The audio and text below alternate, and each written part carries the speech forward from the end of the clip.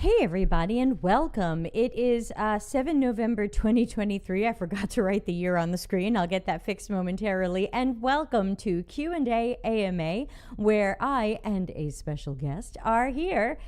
I think that's grammatically correct, to answer your questions live. We are here to mentor and coach and help as much as we can. And so if you are watching live, please ask your question. You can put it in the live chat in YouTube, Twitch, or LinkedIn. I'll be watching that. Or if you have a long question or an anonymous question, please go to deltacx.com/links and ask your questions. We only got one question ahead of time, so service will be swift today. And I also, of course, want to thank all of our Patreon members. We're not doing the YouTube subscriptions anymore. If you are still paying for that, please stop and come on over to our Patreon and join that for free or paid for as little as $1 a month for some early access and special perks. Patreon.com/CXCC. All right, so let's bring in our special guest. You know him, you love him. He's been here, I think, twice before. Greg Marinelli, tell us about you. Hey Debbie, good morning or good afternoon where you are. Good to see you again.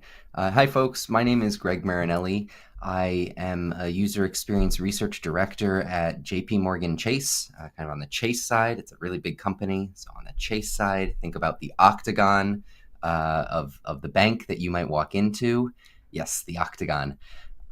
My job is around our consumer banking products, which is just bank speak for checking and savings accounts, essentially. So checking and savings accounts at the octagon-shaped bank.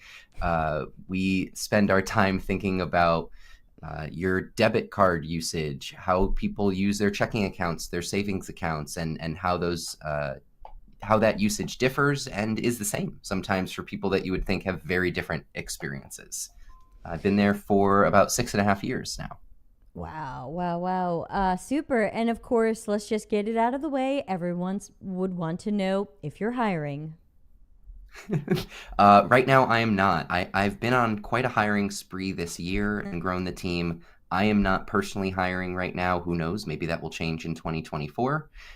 But that said, Chase as an organization is hiring in the UX research or in the UX space in general. So if you want to go to chase.com/careers, you can just search there for professional roles, UX designer, UX researcher, content strategist. I looked yesterday and there were 10 research roles specifically. I have no idea how many design roles, probably at least as many, including roles in the US, but also some in London and internationally as well. There may even be some in India. Okay, great. Thank you for that tip. Yeah. Hopefully, our job seekers can check it out. We got a question way ahead of time that I'm going to put up as our first one, and then we just got an anonymous question in now. So we've got a couple of Wonderful. questions, and let's get them going. The first one is a little bit of a long story. Let me read it out loud. Everybody take notes. Hello, Debbie. I hope you're doing well. And of course, I'll add Greg. For context, I am a junior product designer with software development experience currently working on my portfolio. I'm familiar with using human-centered design for solving problems for users. However, I was wondering what would be your recommended UX and research strategy for designing a product built for solving the specific needs and pain points of two users, one user being yourself. If the user is yourself and another person, what research methods would you use? What research methods can you use on yourself to analyze your problems and behaviors? What would be your deliverables, etc.? I know UX designers are not supposed to design for themselves, but in my case, I have no alternative options. Also, if I create this app, will you recommend I put this on my portfolio as a UX case study? Thanks. All right, big meaty story. Greg, thoughts? Yeah. First of all, what a great question. There's a lot of questions in here, so let's break them out one by one. First, this question to me has the implication that it's odd to design a product for more than one user, and I want to start there and dispel that myth. I think that, in fact, if I think about my job, almost every bit of research that we do is about a product that's used by more than one person. and I think that's true for a lot of folks. If you think about, for example, in the bank space, right, we do a lot of research with tools that employees are using with customers, right? And so we have to design with a customer in mind. We have to design with an employee in mind who's interacting with that customer, and oftentimes we have to design in mind for the employee on the back end who's not even talking to the customer, who's dealing with the data and all of that information. So I think the first lesson here is to recognize that the fact that you're designing for more than one user is actually makes it more complex, more interesting, and probably, to get to the end of your question, a very good example for your case study to think about multiple perspectives.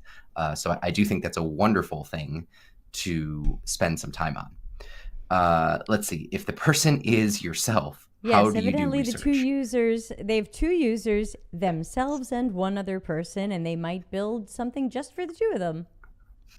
Yeah, I first of all, I love your initial hesitancy about doing research on yourself. You are correct. I would say that you are not normally the user, right? That is a pitfall that a lot of folks fall into, is to say, well, this is what I would do, and therefore this is what the users would want.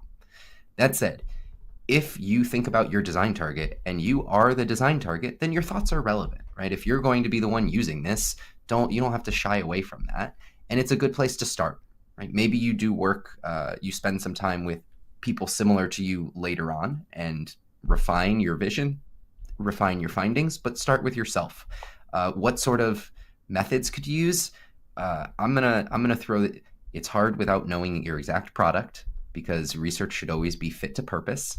But let me throw one out there for you. Is a good old-fashioned diary study. I love a diary study, and I think you should love them too. Everyone on here should love them too. The difficulty with diary studies is it's really hard to get your participant to spend an elongated period of time talking about your product, right? And for those who may not be familiar, a diary study, think about like the old Nielsen Norman TV ratings, right? The Nielsen ratings, people would get an actual journal at their home, and they would hold it with them next to their TV, and every time they were watching a TV show, they would write down what TV show they were watching. And that's how ratings were determined before, surveys and technology and the internet metrics. But we still use diary studies right now. So for example, in my work, we will track people along weeks or months, track their finances with them, ask them questions every week about how they're spending their money. I don't know what your product is here, but gosh, it seems like if this is something you're going to use over and over and over again, maybe, and you're one of the primary users, create a diary study for yourself as a user. Write down questions that you would want to ask your participant every day, every week, every month. I don't know what the right cadence is. Figure out what would be useful to track over time, and then be vigilant about that. You would be the best research participant for yourself that you've ever had, because if you didn't do it, you only have yourself to blame. You don't have to track anybody down. So I would encourage you to start with a diary study there. I think for yourself that would be really useful. What do you think, Debbie? I think a bunch of things. Oh, hi. Let's see. We'll have a follow-up question from Gary after this one. We'll sneak this one in as question number 2. We have anonymous question, which will be number 3, and Uger's question will be number 4. So my thoughts on this are a little bit different. Not that I disagree with you. I just think of it from a different angle. So I'm definitely also concerned about the idea of I'm just going to make a thing for me and one other person. I mean, like if I make something that works for me and my husband, is that still a UX project?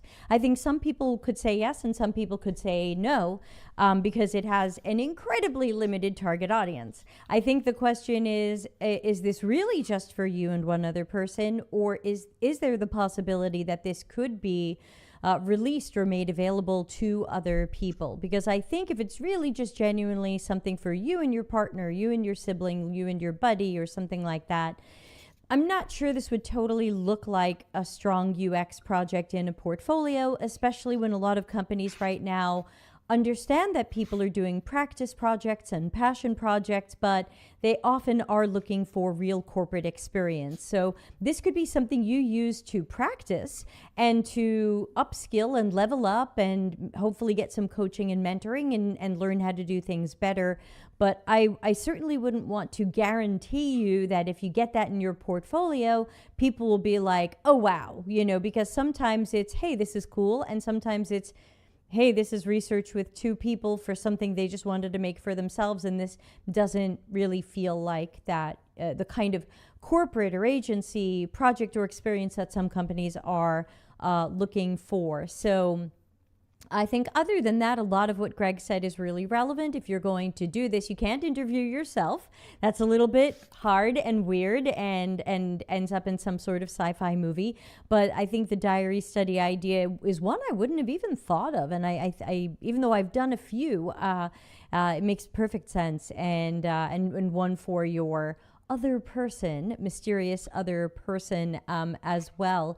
But I also wonder if you could do any sort of decent UX research, not just a survey, and try to find other people who might have a similar task or a similar problem. And notice I'm not saying other people who want the same solution. Everyone's going to tell you, yeah, this sounds great. Of course I want it.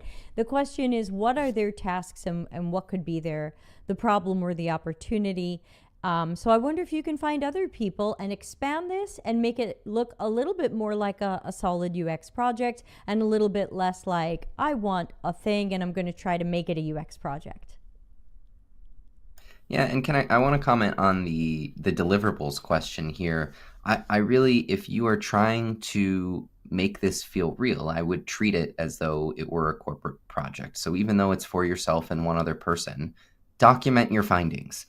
It doesn't have to be a 50-page research deck or strategy deck, but be formal about it.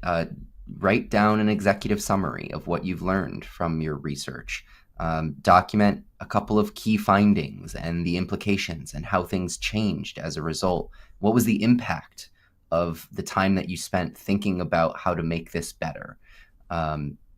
Those are deliverables that even if you're not showing them to some sort of formal stakeholder, it's really good to get the practice of. It's a really important skill to be able to document your work. Great, thank you. Let's put up the follow-up question from Gary, and then we'll get back on track. Gary had said, how do you get people to be honest in diary studies and do them when you want to, as opposed to doing them the day before they're collected? That's a wonderful question. I think it was Gary who asked this question. I think, so how do you get people to be honest? It's not just diary studies, right? This is not a problem specific to diary studies. I think in all of our research with customers, we are always trying to consider how honest is the individual being. I think that I am of the belief that generally speaking, the participants that I have worked with in my career are generally telling the truth, generally. And I try to assume positive intent in this work. And it starts, if people are really lying, sometimes it's easy to sniff that out, actually easier than you would expect. There are certain things you can do in surveys, for example, to understand whether people are speeding through the survey.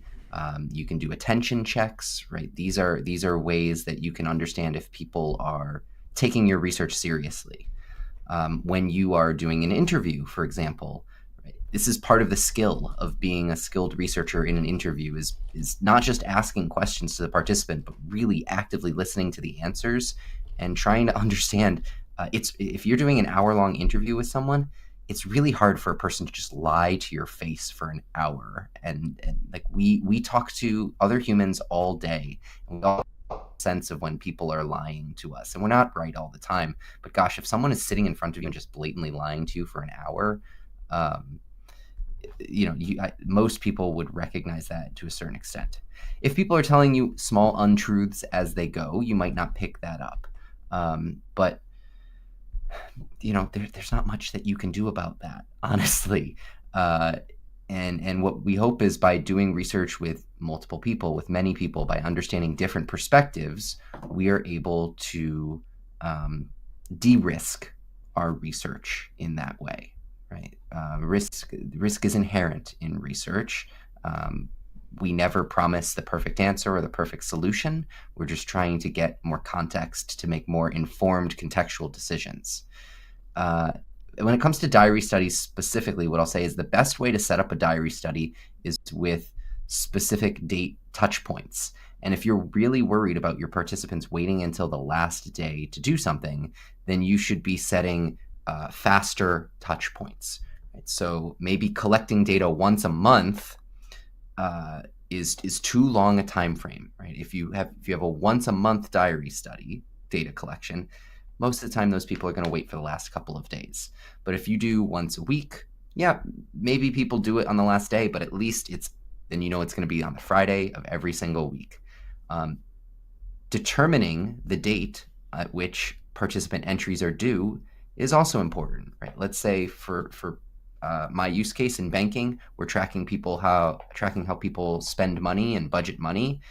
Well, we know that most people get paid on a Friday, right? And so if we were interested in what people do in a diary study with the money that they get on paycheck day, we would want to schedule the date at which data entry is due to be appropriate. It's probably not great to say, where did you put your paycheck on Thursday? Because either it's been a week since they did something with their paycheck money, or it's happening tomorrow. And then the last bit I would say is, if you are able to, if you have the resources to use an online diary study function, I won't mention any vendors specifically, so I don't get in trouble with my corporate overlords. There are many online research vendors and programs that you can use. Some are great at diary studies, and they can send follow-up reminders to your participants even before due dates. And we found that these sort of routine reminders can really help make sure that participants are completing diary studies accurately and on time. Yeah, to add to that, I wanted to say that the last time I did a diary study, we really spent a lot of extra time recruiting. We tried to make sure that the target audience we were going for was really well represented. We were looking for people who were using a particular app on their mobile phone, and we would exclude you if you weren't using that system. And we literally had people send us photoshopped, faked screenshots trying to say that they were using this app, and the photoshopping was so bad we could tell, but it did mean we had to put some extra manual work into making sure we had the right audience.